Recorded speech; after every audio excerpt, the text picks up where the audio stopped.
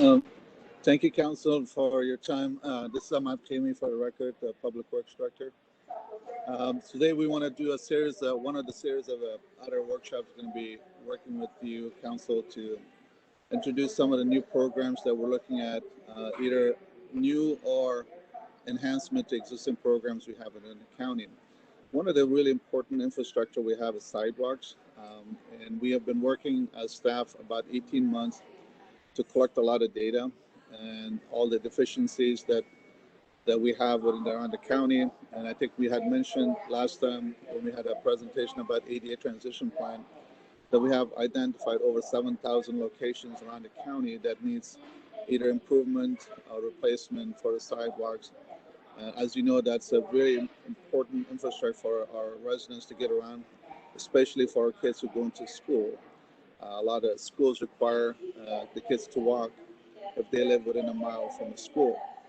So we have looked at, all the staff has looked at all of our codes. I'm sorry to interrupt. Ahmad, I wondered if you could turn up your speaker a little bit. There's some background noise. Yeah, I do apologize. I'm at the airport trying to catch a flight home. So thank you. I can hear it better now. Thank you. Okay.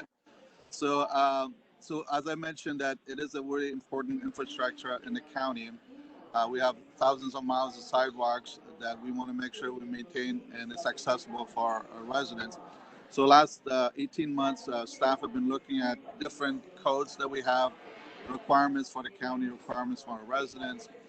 So we want to talk to council today about some of the options that we're going to present, what the code requires, and some of the next steps that we're going to be taking on the future presentation about options that are available for sidewalks and how we can address those deficiencies that we identified, and also moving forward for the future standards and other requirements that we'll have.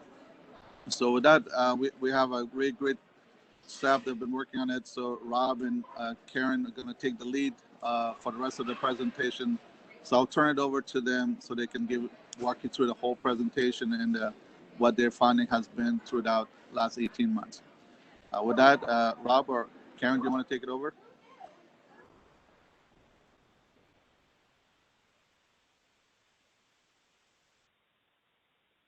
Good morning, Council. My name is Karen Carley, and today we'd like to discuss sidewalk maintenance. Can we go to the next slide, please? So for today's discussion, we're really hoping to start this conversation about what's really a complex topic, and it affects many people throughout the county. So in today's discussion, we'd like to go an overview of our sidewalk program, review our existing conditions inventory, do a review of regulations and relevant case law, look at some of the risk for the county, review our current practice, look at some program goals that Public Works is working on developing for the program, look at different options for program development and next steps. And at the end of the presentation or in the future, we're looking for some input from the council on some policy direction on how we move forward. Okay, next slide, please.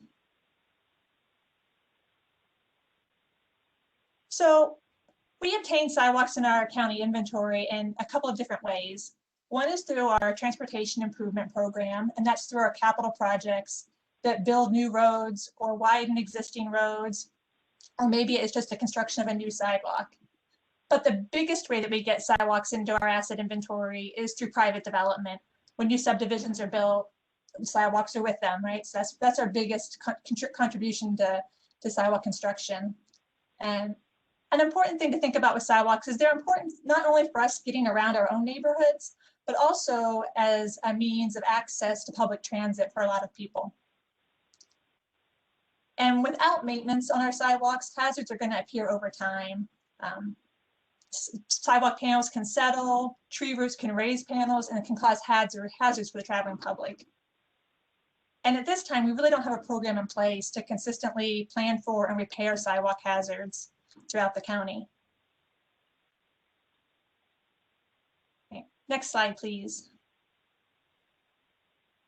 Between 2018 and 2019, the county did an inventory and a condition assessment of the sidewalks that we currently have.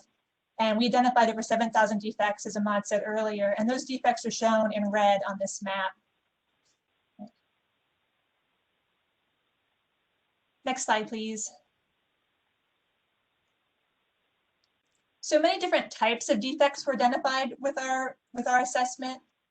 Approximately 900 defects were identified that are vertical faults, and vertical faults occur when one panel is higher than the adjacent panel, and that's a significant tripping hazard. But an important thing to also keep in mind is all of these defects pose challenges and risks to mobility within our community. So this is Rob. I just wanted to add a comment to that. We've been working with community members that use mobility devices and wheelchairs, and this is part of the ADA transition plan. And what we're hearing from the people that are in mobility devices and wheelchairs is that a half-inch lip is just as hazardous as a 3-inch lip for many of the devices, because with the small wheels that they have, the lip can cause a wheelchair or mobility device to come to a sudden halt, which can launch the person out of the chair or out of the device. And so when you look at these, even though we've identified out 3 inches and greater, 1 to 3 inches, and half an inch to 1 inch as lips to give a range, all of them could be very much equally as hazardous for tripping a person or causing somebody to launch from their device if they are in some sort of a wheelchair or mobility device. So it's not 95 really bad ones; it's 1,000 of the locations that really need to be addressed for a safety perspective.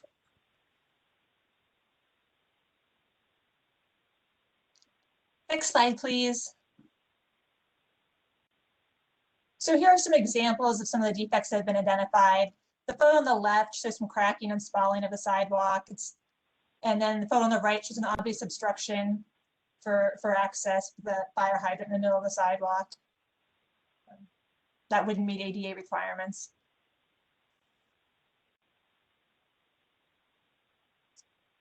And these photos are examples of vertical faults in their sidewalks, and these have potentially caused by the tree roots. And the trees were likely planted as part of our original, as part of the original subdivision construction.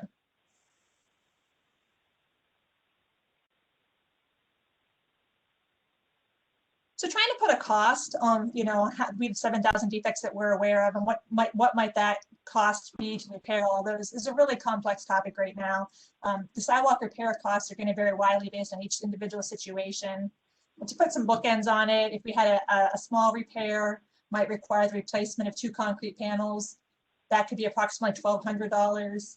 To a more complicated repair, might require removal of a tree to remove the roots that are causing the damage and to prevent it from becoming an issue in the future. Tree removal can cost anywhere from $500 to $10,000 per tree.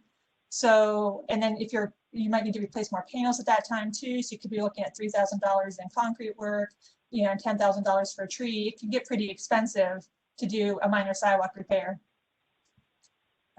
Traffic, and those costs do not consider traffic control or ensuring pedestrian access and safety during that work.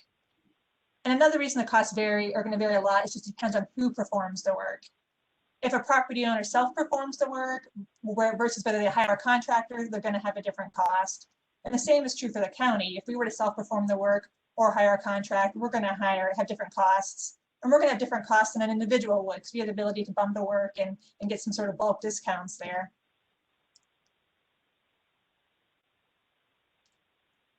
So now let's go over a review of the regulations related to sidewalk maintenance. And the first one is our Americans with Disabilities Act of 1990. And there's 2 clauses that really speak to sidewalk maintenance. One that requires local governments to provide sidewalk curb ramps, primarily for wheelchair users when roads are built or altered. And the other one is that a public entity shall maintain in operable working condition those features of facilities and equipment that are required to be readily accessible and usable by persons with disabilities. So on the next slide, we're going to talk about state law, and we have an RCW that really just says that the boards, or in our case, our council, is authorized to spend county road fund on the construction of sidewalks. That's really all it speaks to counties as far as sidewalk maintenance goes.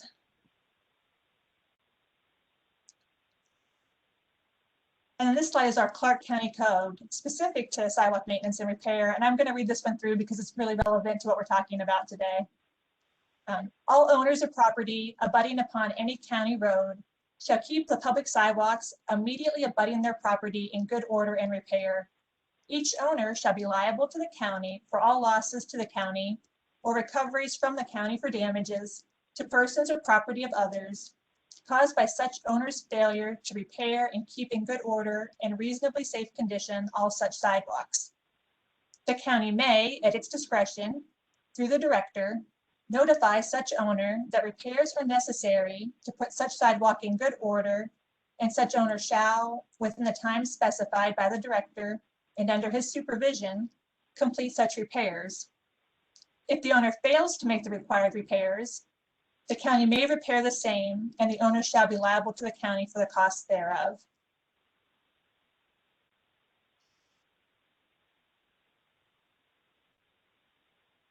Our comp plan also speaks to a little bit to this. We have a community design goal that encourages development or encourages incorporation of natural features in design, and specifically a policy that encourages the retention and inclusion of mature vegetation, specifically preserving trees that are over 8 inches in diameter. We have a photo here of an example of where we have trees that are much larger than 8 inches in diameter that are now starting to cause damage to our sidewalks.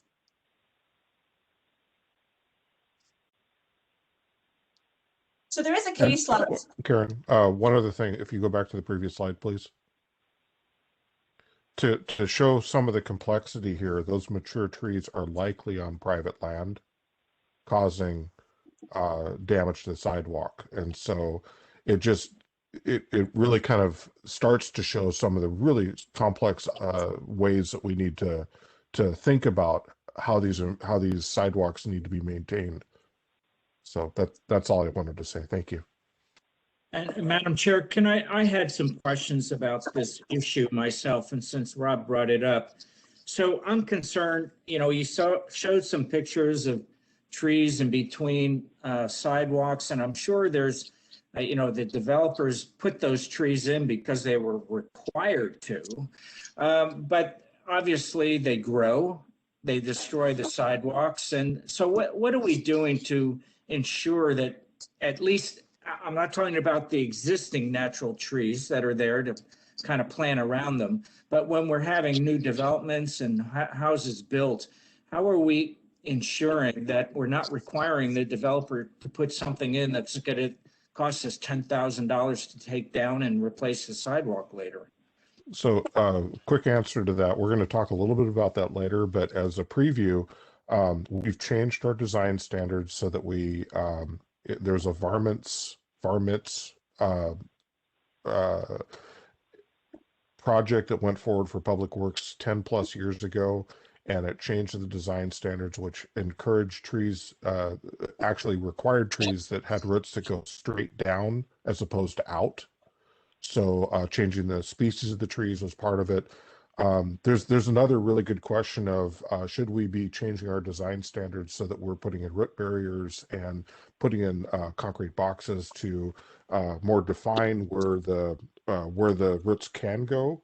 And all these things are good ideas, but we need to also understand that they're going to cause more costs to the developer. And so there's always that balance of how do we find the right solution that doesn't tip the scales the wrong way.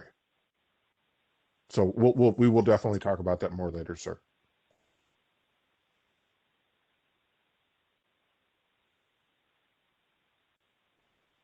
Good, Carrie. Okay, so we do have some case law relevant to this, and it's the way our code is currently written is very similar to a code addressed in Rivet versus Tacoma from 1994. And that found that the code provision was unconstitutional because it was violative of due process. So we had the opportunity to remove the second sentence of our current code to address the due process issue noted in the Rivet case. There is also case law regarding takings that will likely allow the county to exercise its police power to shift the duty of sidewalk maintenance and repair to the adjacent landowners. To do this, however, would require additional code language that could be drawn from the case law.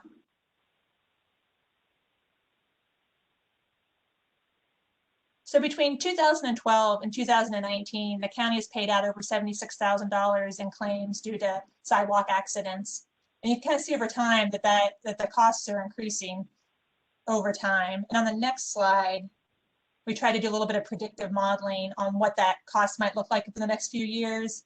We really don't have enough data points to show accurately what's going to happen, but we do know that it's likely to increase. You know, our county is continuing to grow, neighborhoods are continuing to be built, schools are continuing to be built. We're adding more sidewalks to our inventory all the time. So accordingly, our risk is only going to grow as well. And the other thing to keep in mind is on that graph is there's the one line that looks like it's going way high really fast. That may definitely be overestimating the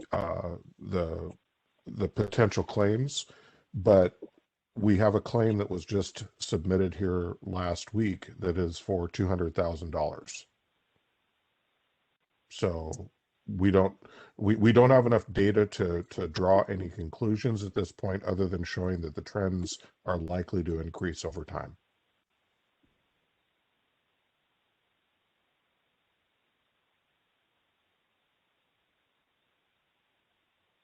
So here's some examples of our current practice and how when we use the code, how it plays out. So right now we're not addressing sidewalk maintenance with our county projects because it's the adjacent property owner's responsibility. So here on the left is a before photo where you can see a heaved sidewalk, and there's a mailbox in the sidewalk impeding access. And as part of one of our projects, we've kind of come through to the south there and replaced the curb ramp that was defective, but we're not really addressing the sidewalk adjacent to it because it is a property owner's responsibility, but we still have access issues, right? So same thing on the next slide. So our current practice is to address the curb ramps as it is required by the ADA Act when we perform some certain pavement preservation treatments. And that's what these ramps are being constructed for, is for an upcoming treatment. And we've got clearly here, we've got two large vertical faults. We've got a mailbox, we've got a fence. There's not a lot of room to get by there, and there's tripping hazards in place. And to complicate that, the damage is probably due to a tree planted on private property. But we have just recently replaced the ramp just immediately to the bottom of that picture, right on the other side of the manhole. We replaced a curb ramp in that area, but we don't have access to the curb ramp. You know, we haven't ensured that. So as an aside, we did replace a sidewalk panel a couple of years ago that was on 99th Street, and it was due to a cherry tree that had put its suckers out and heaved the sidewalk a good 15-20 feet away from where the actual cherry tree was. And it was remarkable because the sidewalk heaved in about 2 years from the suckers. So these things are dynamic, and we don't necessarily get to control everything because some of the things that are causing this are occurring outside of the public right of way.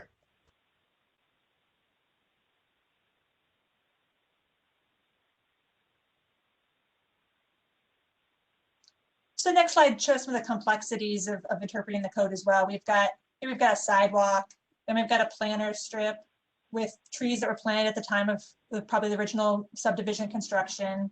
Those trees are being maintained by our Clark County Public Works. Then we've got a community wall and private fences, and these houses, they're all abutting their backyards or butting up against this wall. Yeah, so that's another complexity of we've been looking at.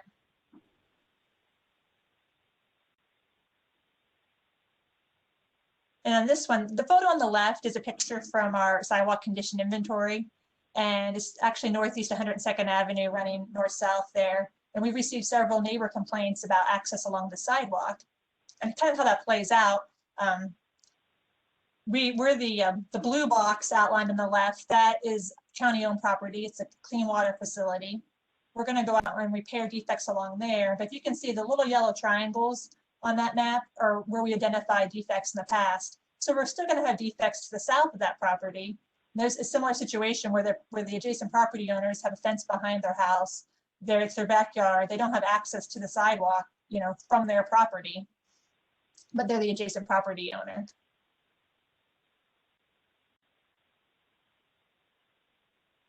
this is just trying to summarize some of the complexities, but what I thought was going to be a simple topic, sidewalk maintenance, getting into it, we start to look at it and like, does this all make sense? And some of the complexity we were looking at, does it make sense if the sidewalk is in the back of the house, who's responsible, or determining responsibility? If the sidewalk's on the side of somebody's house, and they don't have access, is a fence or wall blocking direct access to the sidewalk from their property? Were the trees planted? Were they required for the development? Did we require those trees to be planted? Were the appropriate trees planted in the first place, or were inappropriate trees planted? Were trees planted on the property on private property by the owner, or were trees planted in our right of way by a property owner? And then Robin mentioned earlier, volunteer trees. What happens if nobody planted a tree, but now it's causing damage to the sidewalk? And then there are trees that the county maintains in some of the planter strips. And some of the sidewalks contain manholes that are county manholes. And sometimes multiple properties can be impacted by one cause. So the thing I'd like to throw out here is that this is what we found so far as kind of the big questions as to what we're looking at. As we delve deeper into where the council would like to pursue regarding policy, we will likely have additional questions that will need to be resolved. And this shows a huge level of complexity of trying to figure out who's responsible for maintaining and repairing.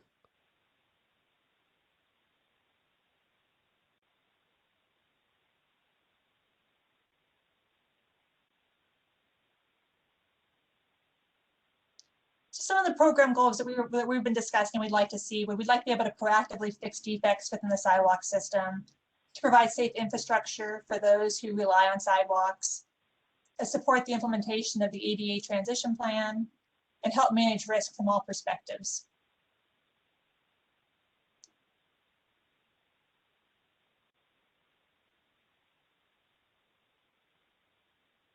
So these are some of the options we were hoping to hear some feedback from the council on, and things to consider. So we can continue with our current practice and make no changes to what we're doing.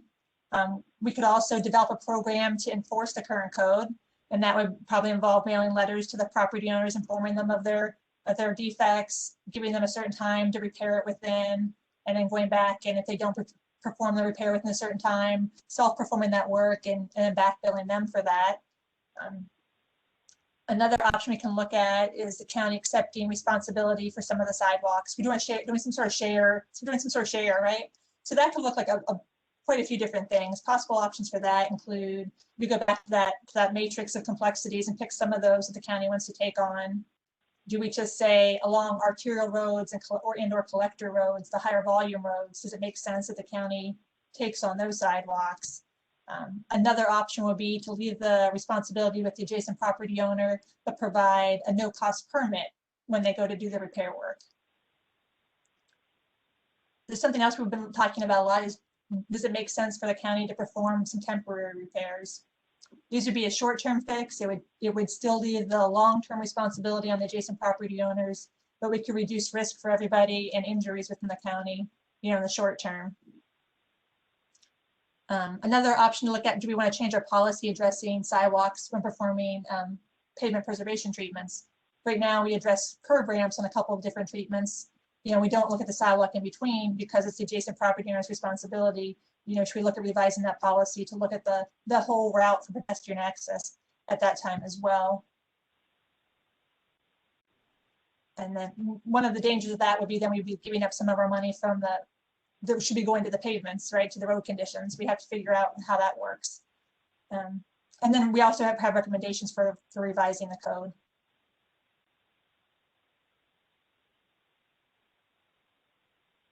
So really, no matter which step we go in, if we continue to develop this program, it's going to take several years to plan it out, develop it, and implement it. As we move along, we get some feedback. We'd be able to provide more budget numbers for decision making. We would be looking at setting policy regarding the sidewalk repair responsibilities. We also need to develop a program just to repair the sidewalks where the county is the adjacent property owner. Right now, we're responding to concerns from neighbors when they call in or let us know of a complaint.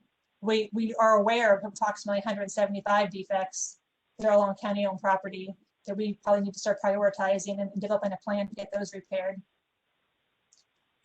Also, if we're going to develop a program to notify neighbors of their responsibility, that would look like something we would probably get one area at a time. We have definitely some public outreach involved in that program, and we need to develop an inspection program as well to make sure they were being maintained at a proper rate. Other things to consider with that we've been talking about is having some sort of financial assistance options available for residents as well. If you were, if you just got surprised with a $10,000 repair bill, that's not something that everybody could just roll with really quickly. We're also looking at implementing measures to reduce issues moving forward. Rob talked about this a little bit earlier. One of the things is reviewing our design standards to make sure are they still good. We talked about we had already addressed the trees and making sure we're planting appropriate trees. Are we still good with that? Do we need to look at planter width? There's some other things we want to revise to ensure less problems in the future. And then we'd also be looking at identifying potential funding sources. Right now, funding is not currently available. That would mean we'd have to reprioritize and probably, stop doing something that we're currently doing. So talking about the funding, one of the things that we typically see with our grant availability is that grants are for new physical infrastructure, not to repair existing infrastructure. So we're not aware of any grants at this time that we could use to rebuild existing sidewalk as a maintenance activity. We'll definitely keep looking for them, but at this time it looks like that falls outside of where we would see grants that would make us be able to leverage the tax dollars the way we do with our new construction.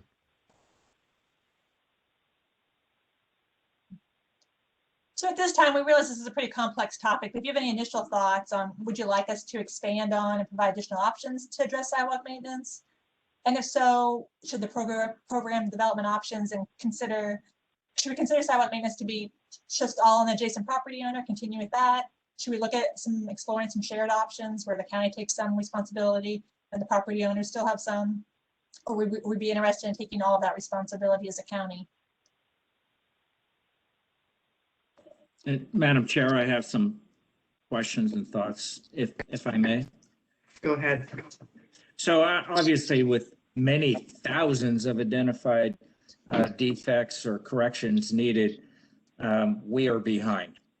And what you've outlined is an incredibly complex set of circumstances for how they occurred. We need to get to shared responsibility with not only property owners, with developers, and I know we do have that in place in some places. But what we need to staunch right now are the design problems. Putting a fire hydrant in the middle of a sidewalk seems like a pretty simple thing to prevent, or putting those trees between the curb and the sidewalk that'll eventually, in just a couple of years, destroy the sidewalk.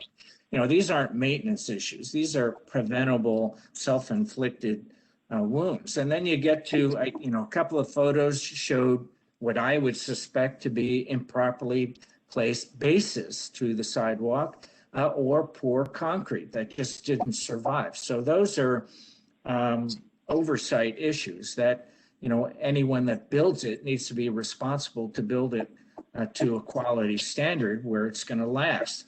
And they should be on the hook to pay for it. So, we need to staunch these design defects right now so we don't keep adding to the thousands of problems we've got. And I'm all in favor of responsible, shared responsibility. And I know how hard that'll be to define that. So my one question is, especially with developments, do we have some kind of a year, 2 year, any kind of period that they're on the hook to fix a defectively placed sidewalk? I've seen some emails from constituents about improperly graded manhole covers that were immediately addressed by the developer. Just by mentioning it, they went right in and fixed it. Obviously, that's a perfect world, but do we have some kind of guarantee period traditionally for these developments?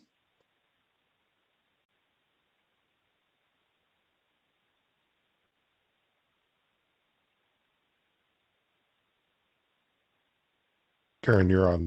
You're muted, Karen. Thank you.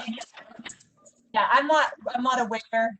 I'm gonna have to research and get back for sure. I know we have warranties on the pavement when it's constructed for a couple of years. I'm not sure about the sidewalks as well. So we can get back with you on that. I think, Counselor, the other thing that we're going to have to really understand is from a case law and from a black letter law perspective, what is the warranty period that's allowed? Because some of these problems may not manifest themselves for a couple decades.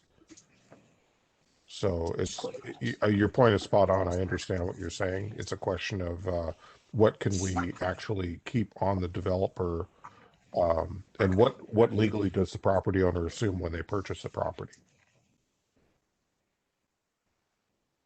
Madam Chair, Councilor Brown.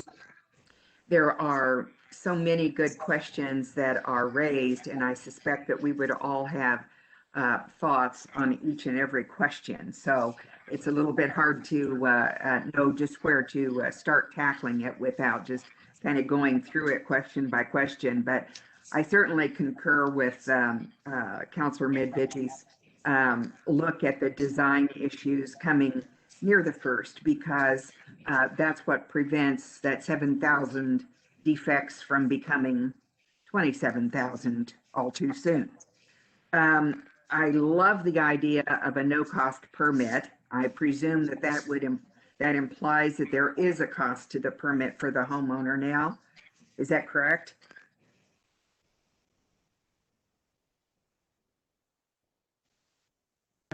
You're muted. It does automatically. It's tricky. Yes, there is. It's a low cost Okay. permit, but yes. Well, as long as they're doing what is required, in partnership here, having a no-cost permit makes a huge amount of sense to me. In addition, when the county has caused the defect, in essence, by its former tree policies or other reasons, I believe when the county has caused the defect, the county should pay and take care of the problem.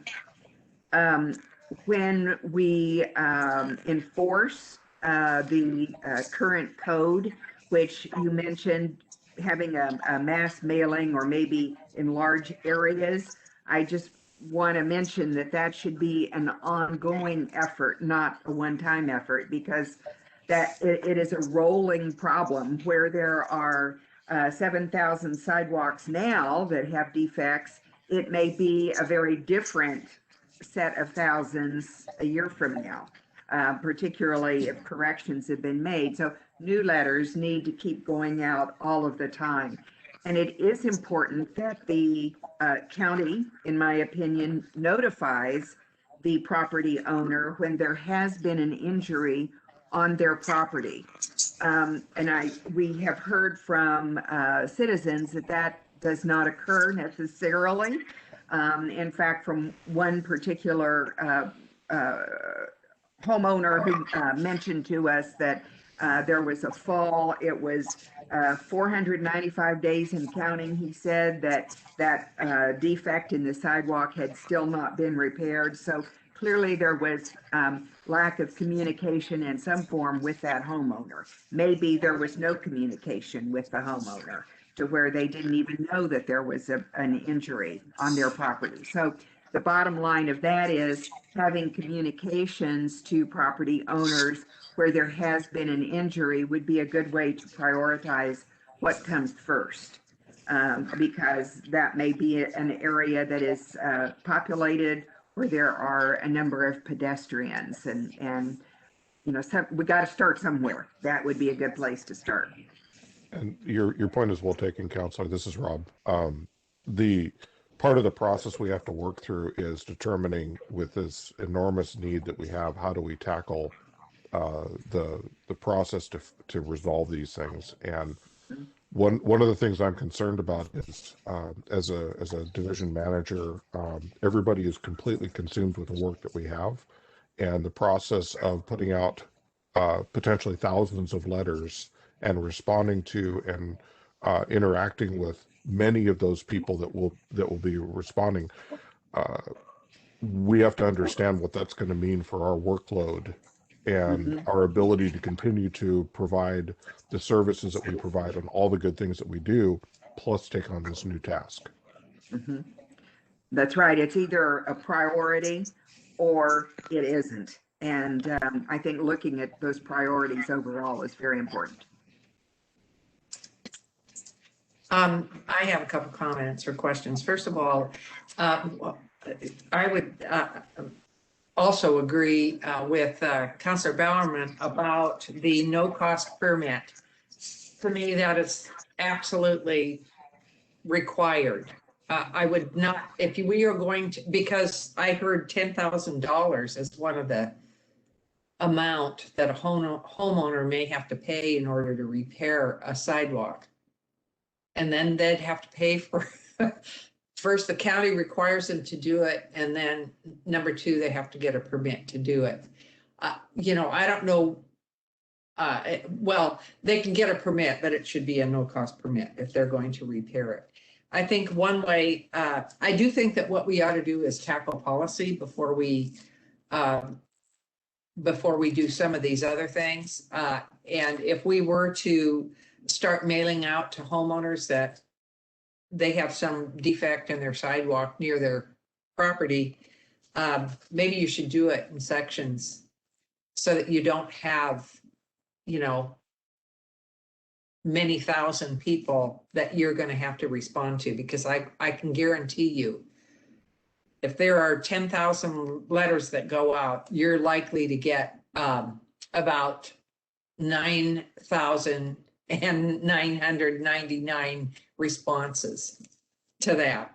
I also think that we definitely need to look at the tree policy that we have. We require these trees, and then what we create is another problem for the sidewalk. Something has to be done there. I mean, either we move the distance, and you know, this is for anything that would be, for instance, on a right of way or near a right of way. But even if it's required to beautify the street and the developer has to do it, we got to figure out a different way. And Rob, I know you mentioned that, you know, some of these trees with the roots that go, the species that where the roots go straight down, or the cement to prevent those roots from, you know, breaking through or whatever, is costly. It is a complicated problem, and those questions that are asked, I think we need to take time to actually look at them and ask these questions, discuss these questions one by one, because I'm sure there are unintended consequences all over the place. One of which is happening now because of trees that are planted that screw up our sidewalk. So, Council Chair, yes, if I may, a couple things. We have changed our standards. That was part of the varmints process I talked about that happened a good 10 plus years ago. That doesn't mean we can't continue to improve our standards. And I know in conversations I've had with Ahmad, he's been very interested in finding a way to find additional ways to preserve our sidewalks. That takes care of what we're doing now, but it doesn't take care of the backlog of things that occurred previously. The other thing is, you talked about additional distance, and one of the challenges is if we widen out the planting strip to facilitate better tree growth, that's going to result in additional right-of-way needs, which is going to have all kinds of other consequences on the development side. So there is a balance here that we have to strike, and I would love to find a way that we could not require additional right-of-way. If we can find a way to do something with the trees in the existing standards for where that planting strip is, seems like a very good place to try to end. yeah, I would agree. We don't want to take on more right away for sure. That's costly too. Well, and the challenge of taking on more right-of-way is if we require more right-of-way, that means there's fewer homes that can be built. That means that there's different offsets, and it just ripples into all these other things that are unintended consequences. And what we're trying to solve here is get a good sidewalk. We don't Yeah, just I change- do see, believe me, I see the complexity. The I don't problem. I don't want to change the world to get a good sidewalk. I just want a good sidewalk. Yeah, right. It almost looks like we're gonna have to change our world. Anyway, other Madam- comments for council? Madam Chair? Go ahead. No, yeah, okay. Uh, Councilor Lynn. Thanks. Thanks for this presentation. I think this is really important. And I actually, with regard to the comments that were just made, I would say that we probably do need to start thinking about how to change our world. Clearly, what we have been doing hasn't been working. And I think this is a great opportunity to work with developers more creatively moving forward to see how we can do the best for all of this. Our goals, I would hope, are not simply fix the sidewalks or squeeze in as many houses as possible, but it's actually creating a fully livable and ideally walkable environment, a traversable environment for as many people as possible. So one of the questions that I have is whether or not you have explored, and I've done a little bit of looking myself, I'm sure you all have many more resources than I do, other solutions. People who, I mean, this is not a unique problem to Clark County.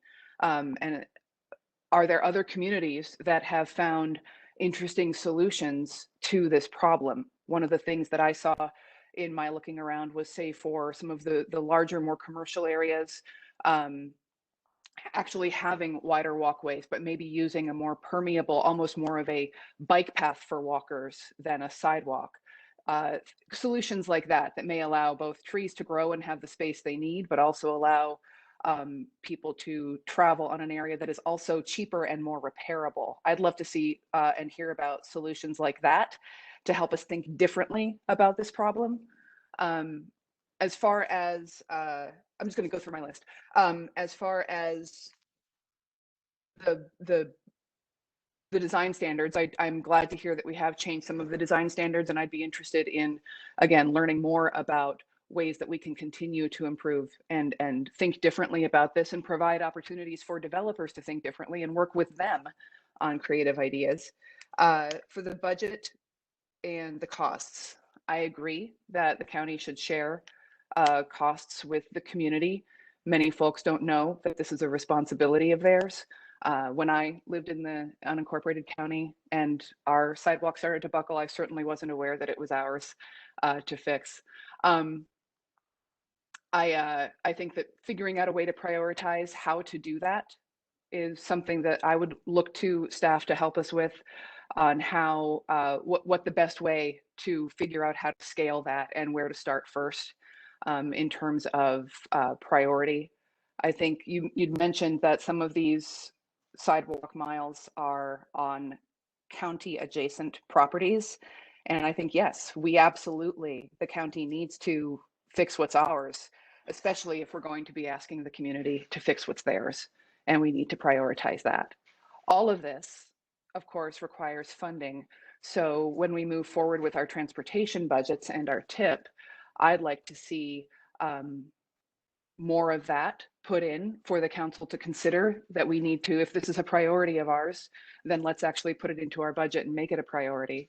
And I also have a question. I know that we don't know yet where the federal infrastructure bill is going to go, but hopefully that will go through and we will have an opportunity to keep this top of mind as we begin to figure out where to allocate some of those funds.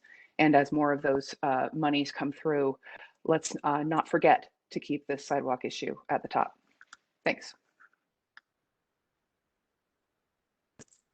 Councilor Olson. Thank you. Can we go back one slide where that had sort of the next steps? I think it was, yeah. So we talked about budget already. I mean, I think that's going to be a huge part of how we go forward. How much is it going to cost and who's going to pay for it, whether it's ours or someone else's? And I agree with everyone so far in terms of a shared approach to how we move forward. I would hope that, you know, if we're ultimately going to get to a homeowner has to repair the sidewalk in front of their house, that there's a phased approach to that, that we don't just dump it on them right away.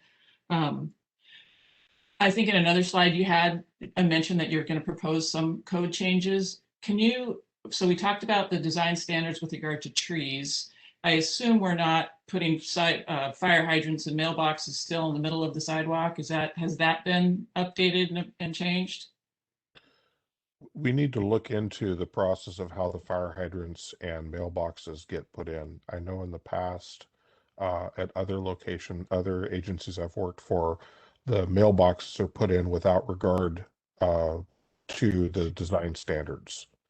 We will definitely be looking into that to see how we can not allow that to occur wherever possible, but it is complicated because you have, this is going to sound like dueling federal agencies, but the post office has their way of looking at things. And when we say, but there's this federal standard called the ADA, they look at it and they go, yeah, but we have our standards. So we need to find a good solution for that. And the other question is, the fire hydrant goes where it goes, and one of the challenges is it needs to either be on right of way or it needs to be in an easement specific. And so because it's a public facility of some sort. And so that fire hydrant, with the way that we have as little right of way as possible for every one of our projects, whether it's developer or capital project, it makes it very hard to put a fire hydrant in, which is necessary for the safety of the public, without it potentially impinging upon the sidewalk. So there's some design standards and some work that we need to work with Deeb and others to find a better solution for those fire hydrants. Yeah, and I think about this mailbox question where you have community mailboxes, not just individual home mailboxes. That's the issue. And whether it's new construction or, I mean, my house is 23 years old and the mailbox is on the sidewalk out front here. And there's some other construction I was involved in Portland where the mailbox, I'm not sure that well, this is another discussion, but this will be a longer term discussion because I'm not sure. I think the developer in these cases actually does install the mailbox, maybe in conjunction with the post office. But anyway, that's going to be an interesting conversation going forward. But we'll move on from that. The only other thought that I had is as we move forward and we look at how we're going to potentially pay for our portions of this or help homeowners pay for theirs. Rob, you'd mentioned that there's no grants, federal or state grants for sidewalk repair. Maybe there's an opportunity for the county, in addition to no-cost permits, maybe there's an opportunity for us to find resources where we could provide small grants for sidewalk repair for those homeowners that, as we, again, try to use some sort of phased approach going forward. So if there's some way to find resources, funding that we can set aside to help homeowners as we move forward. We've already said this is going to be a multi-year project and process. So just some things to think about as we go forward. And Counselor, I really appreciate this type of discussion because we've talked about these types of things, but it really comes down to a policy decision, and understanding the council's temperature on this is really going to help us understand how we can move forward. So thank you.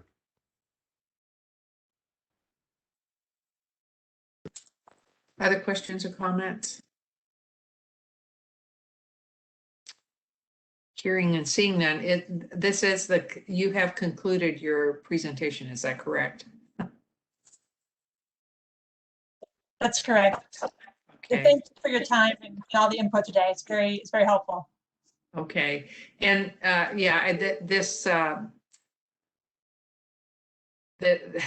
these slides are helpful too for us to look at these various questions that you have posed, and we're aware now of what it means now. So we need to discuss it further and truly come up with some kind of solution for this. So thank you so much. Madam Chair, before everyone goes, did we really meet what they need? I mean, we've seen this presentation before. You had a slide that had 20 questions on it. Do you have other policy decisions that are teed up that you need us to make? Do we need to have another session where we go line by line through each of these questions? Are we good for now? I mean, you've outlined all the enormous problem and the complexity of it. Have we met the standard as far as answering your questions today? So Counselor, we fully expected that this is going to be first of a couple, maybe, hopefully not several, meetings where we talk about this and try to winnow down all the potentials down to the direction the council really wants to go. And so you've given us some good food for thought, and that's going to allow us to do a little more digging in and then come back and answer some of those questions and hopefully get us from the broad selection of everything that could be done down to the program that we're going to pursue as the county. So this is not a one shot. We're going to have to come back and seek additional input to be able to set up our program to be a success. Thank you, Rob, Karen, and thank you, Madam Chair. Okay, thank you all. We look forward to our next session regarding this to tackle some of the questions and actually discuss those questions. Thank you so much. Thank you. Okay, I believe we have another work session.